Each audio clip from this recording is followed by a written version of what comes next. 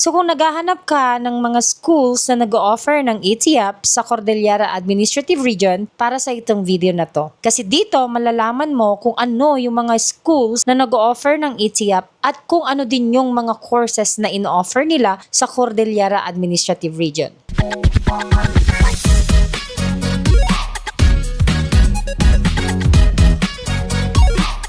Welcome back again to my channel. So kung bago ka sa channel na to, please like, comment, and share. Alamin muna natin kung ano-ano yung mga lugar na kasama sa Cordillera Administrative Region. At ito ay ang mga sumusunod. Number 1 is the Baguio City. Number 2, Apayao. Number 3, Benguet. Number 4, Ifugao. Number 5, Kalinga. And number 6, Mountain Province. So kung ikaw ay nakatira or malapit sa mga lugar na ito at naghahanap ka ng ETF school, well, this video is perfect for you. And take note guys na ang mga share kong information sa inyo ay based sa official deputized school list ng Commission on Higher Education. By the way guys, mabilis lang tong video na to kasi 4 lang na school ang nag-o-offer ng ETF sa Cordillera Administrative Region. So number 1 is the Baguio Central University. At ito ay located sa Bonifacio Street, ABCR Barangay, Baguio City. And the courses offered are Bachelor of Secondary Education, Bachelor of Elementary Education, Bachelor of Arts in English, Bachelor of Arts in Political Science, and Bachelor of Arts in Public Administration. Number 2 school is the University of Baguio na located sa General Luna Road, Baguio City.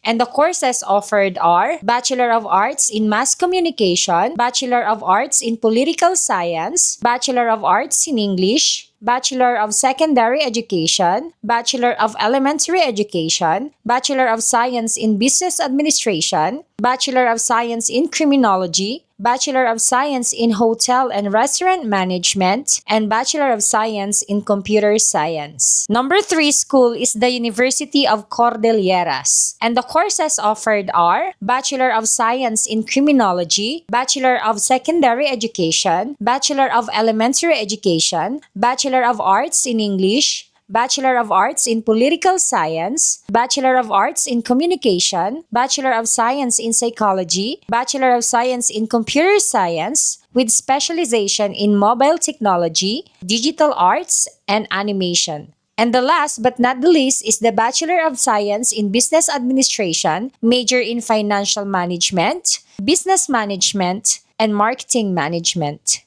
And the last but not the least na school, which is the number 4, is the Kalinga State University na located sa Bulanao, Tabuk City. And the courses offered are Bachelor of Arts in History and Bachelor of Arts in Political Science. So 4 lang guys na school ang nag-o-offer ng ETF sa Cordillera Administrative Region. So kung meron kang napupuso ang school sa mga yan at meron silang ino-offer na course align sa work experience mo, pwede ka nang mag-apply sa kanila at ipasa mo na ang mga documents mo para ma-assess na nila. Pero bago ka mag-apply, bigyan lang kita ng quick 3 tips. Ang number 1, dapat may at least 5 years of work experience ka in the same field or the same specialization. Number 2, ihanda mo na ang mga certificates, trainings, and employment records and other relevant documents. And number 3 is dapat ang piliin mong course ay yung align sa work experience mo para mas mabilis ang assessment or ang evaluation. Meron din pala akong latest upload video na about sa mga schools na nag-offer ng ETF sa Metro Manila. So kung napupusuan mo ding mag-apply dyan sa Metro Manila Port or kung may mga friends ka, mga kakilala na gustong mag-apply din sa ETF na located sa Metro Manila, pwede mong isend sa kanila itong account ko or itong channel ko para mapanood din nila at matulungan din sila ng video na to. So ayun guys, sana nakatulong tong video na to na malaman nyo yung mga schools sa Cordillera Administrative Region at yung kanilang mga courses offered. So ayun lang guys, sana nakatulong tong video na to sa inyo. And please don't forget to like, share, and subscribe. And comment ka na din dyan sa baba ng ETF para gumawa pa ako ng mas marami pang videos about this. Thank you! See you in my next vlog. Goodbye!